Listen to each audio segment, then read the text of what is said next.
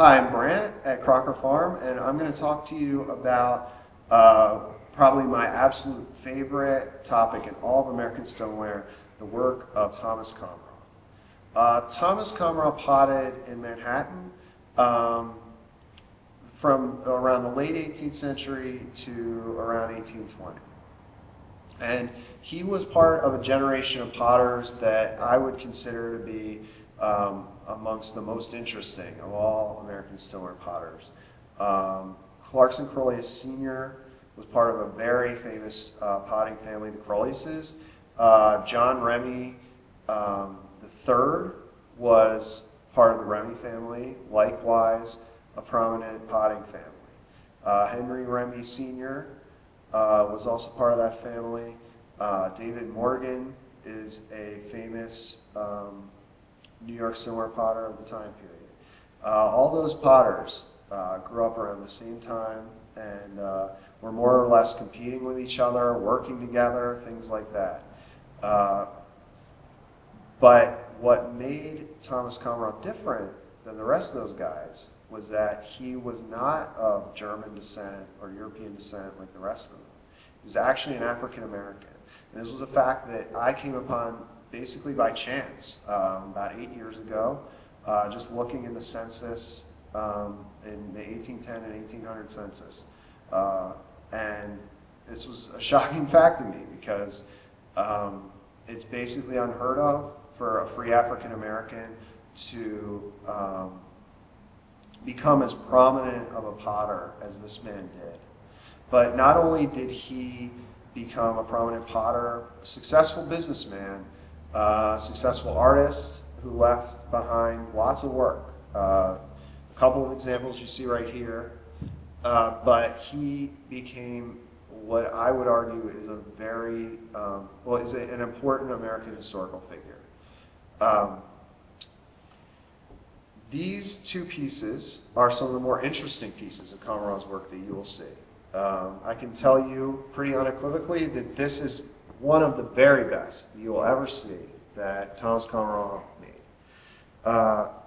These designs here are typical designs that he employed. He, early in his career, employed the designs more closely associated with the Crolius and Remy families, who were potting down near what is now the City Hall complex in Lower Manhattan.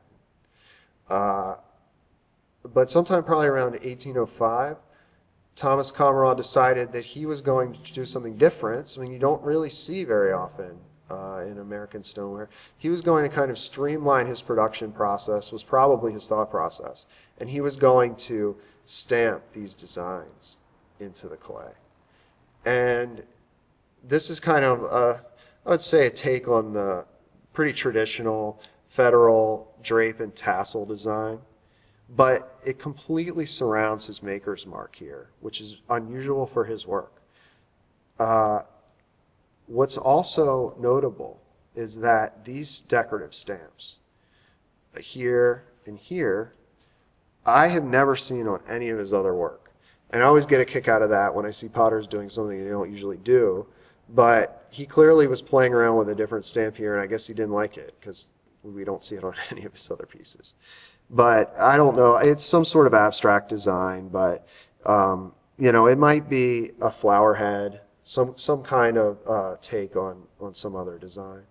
But here we have his mark and York at the top, and this does appear on a lot of his work. The backwards N is actually an unusual variant of the N York. You don't usually see the backwards N. You do always see the backwards S, and these are just simple mistakes in the stamping process. The fact that it says N York here, and it doesn't always say N York on his work, and I think the reason it says that he bothered to say this came out of New York was because he wasn't selling this in New York. He was probably shipping it somewhere else. What's interesting about this piece is that it is highly ovoid, and it seems like it was made to accommodate this big maker's mark here, and just this bold maker's stamp, which he was fond of doing, but in this case with the bright electric blue that you almost never see. the really nice clay body, this big jug. I think he probably made this to advertise what he was capable of making. Probably to ship it to some merchant shop or something and put it in there and say, hey, this is what Commeraw's stoneware can look like. His name, Commeraw, Commeraw, is a spelling he always used. In some of the earlier city directories, there's some bastardized spellings that were not uncommon for other people that lived in New York or other cities at the time. But one of these bastardized spellings was Commereau. And people have, as a result, often called him Thomas Commeraw, thinking that he was of French descent. But that was not the case. His name was Thomas Commeraw, and that is the exact spelling that he always favored. Beneath it, Corlier's Hook was the area where Thomas Commeraw potted, and that is a very specific part of Manhattan. It's right down, it's that corner of land down on the Lower East Side. I guess the most prominent street that terminates in Corlier's Hook would be Cherry Street, but his pottery was right near the water, and he was quite removed, but not that far away, from the established potteries down in Lower Manhattan. And those potteries, this is an exceptional example of pottery made right down there near where City Hall is today. It's stamped J. Remy, Manhattan Wells, New York. And Manhattan Wells refers to the fact that these potteries were basically adjacent to the water company down there near the Little Collect Pond, it was called. And you can see here, this design is the kind of design that Thomas Commeraw was playing around with early in his career. He would do variations on these kind of designs that you see on Remy's and Crolius's work. But then he, of course, eventually moved on to the stamp designs. But this mark is rare in and of itself.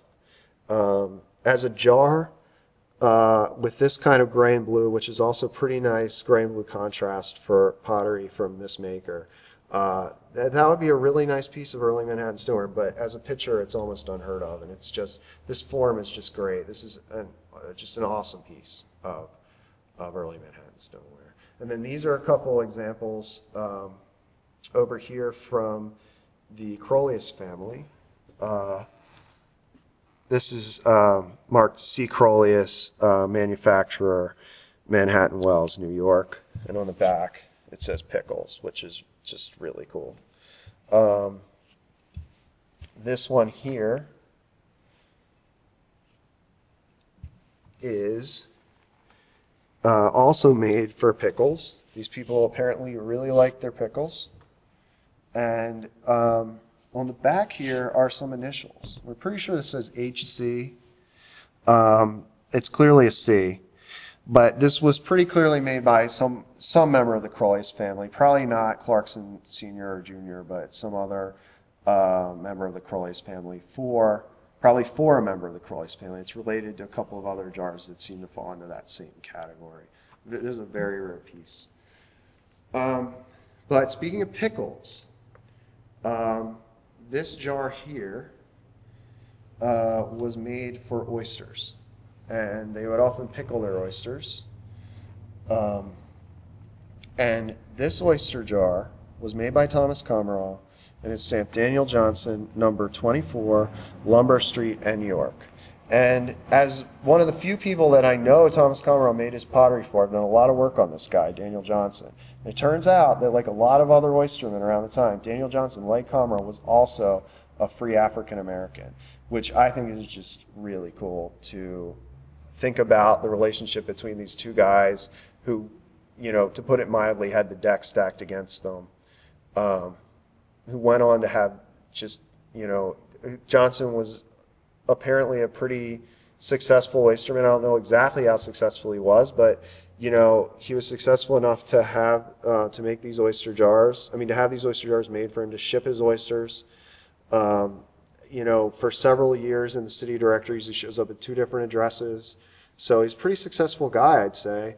And Lumber Street is not there's another street down in Lower Manhattan called Lumber Street. That's not that Lumber Street. This is actually Lombard Street.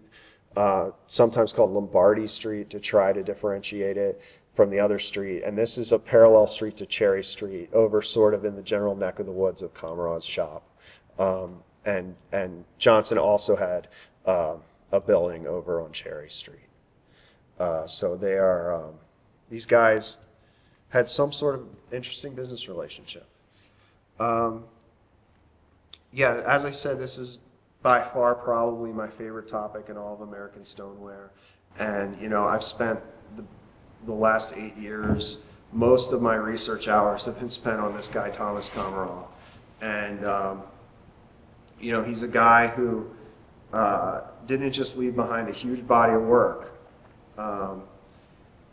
but he, if you haven't seen the article that just came out in the New York Times about you know, the research I've done on Commeraw and Commeraw himself, he then went on to try to affect world history by becoming a huge part of the colonization movement, which in a nutshell was the idea that American blacks could return to Africa for various reasons.